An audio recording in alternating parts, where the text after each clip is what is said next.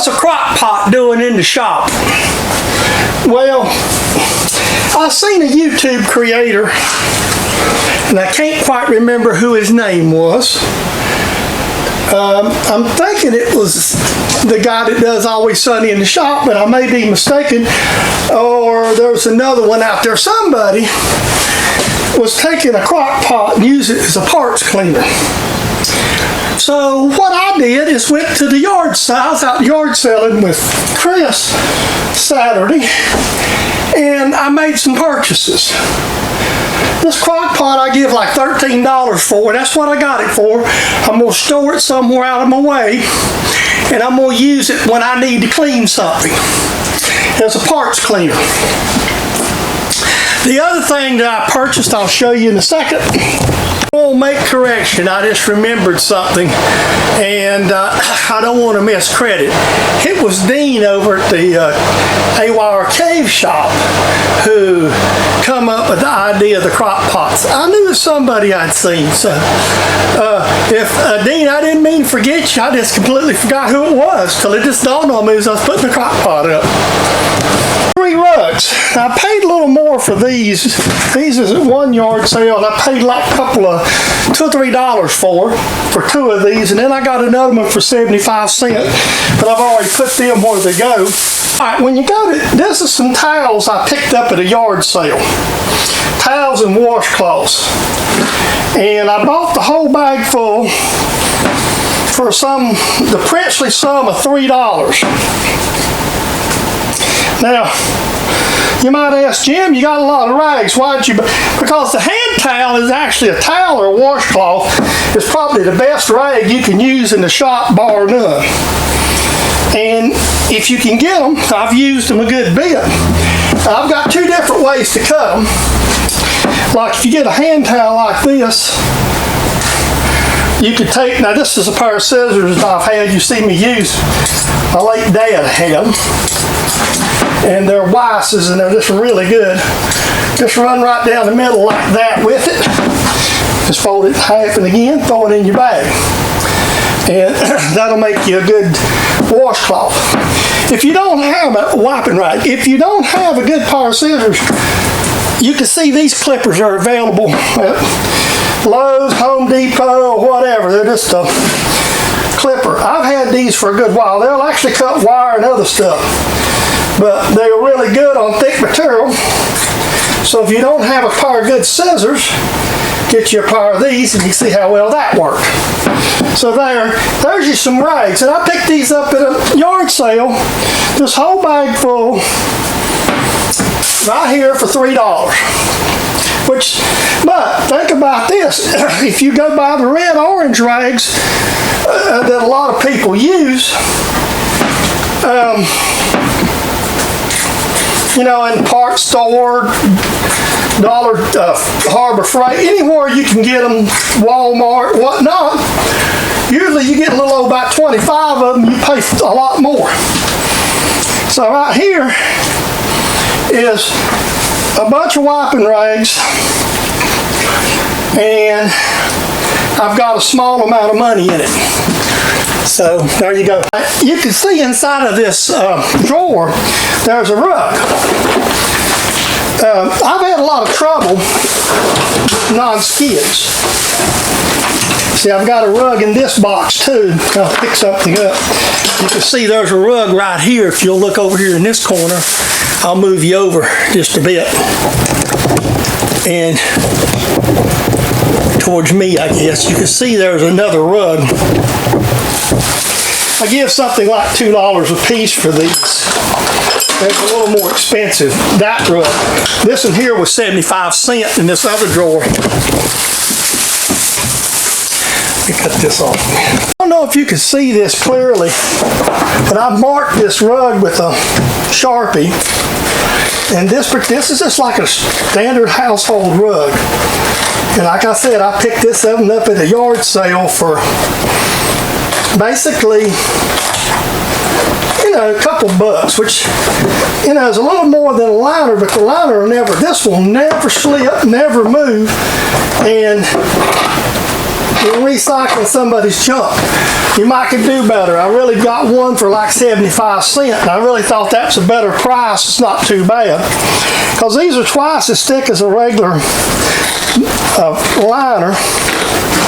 See, all you're doing here, you see me cut the one side, I marked it, and I'm going to extend it up here with these Craftsman. Well, to cut this, you need something substantial. A carpet knife or one of these Craftsman clippers works really well. Sometimes they still bind, but you know, you're cutting a pretty thick thing.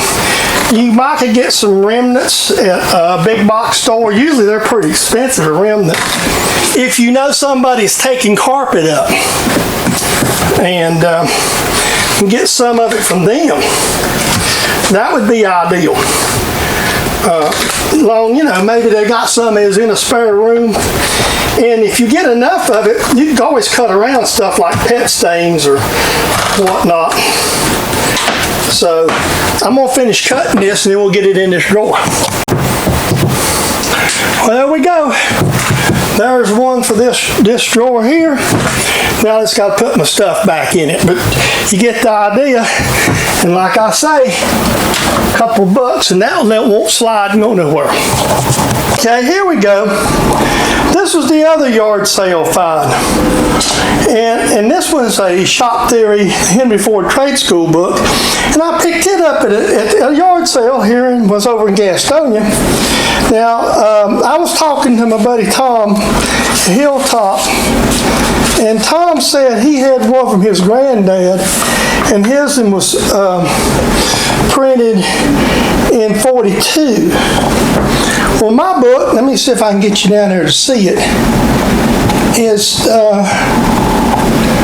printed in 46 there. So,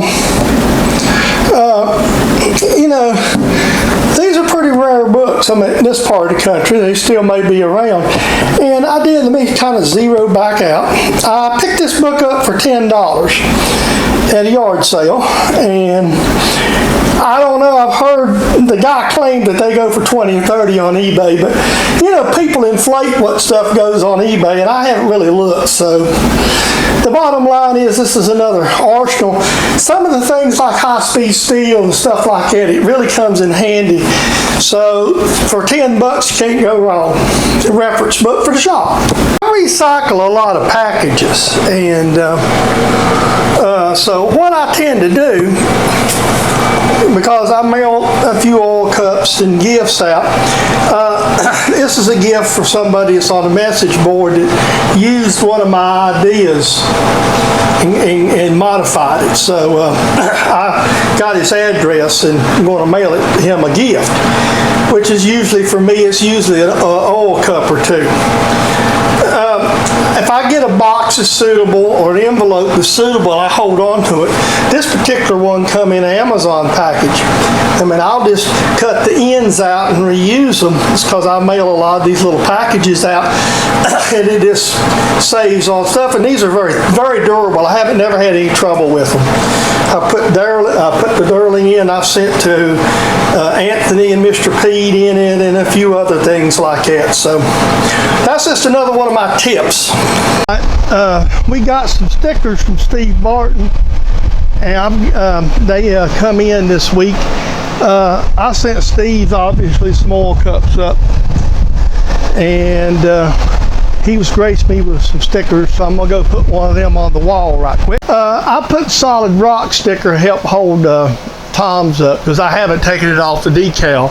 Dean's is on the other end, keeping it on the wall. So we're adding that to our collection of stickers, you know, our sticker wall.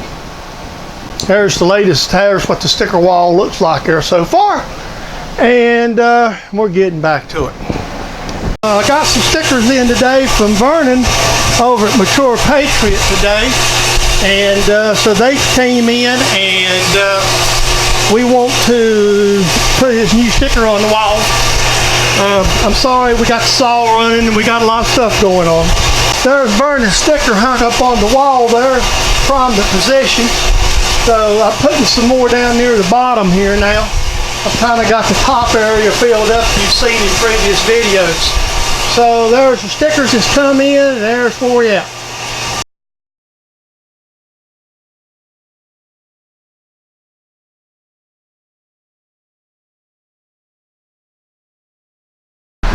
Good day, this is Jim Dedman, Sawlogs Plastic Hubs. Welcome to my humble shop and welcome to my weekly video blog of Slop in the Shop. We've got the little pig bucket of slop full of video clips for you, figuratively the slop. So you need to sit back today, grab you a cold drink, or if it's early in the morning, a cup of coffee, whichever one you want to have. Pull you up a seat here beside of us. I'll empty this here pig bucket of slop out for you to observe and watch for the day. And I hope you enjoyed today's Slop in the Shop presentation. With no further ado, let's get to feeding these pigs. We'll talk to you later.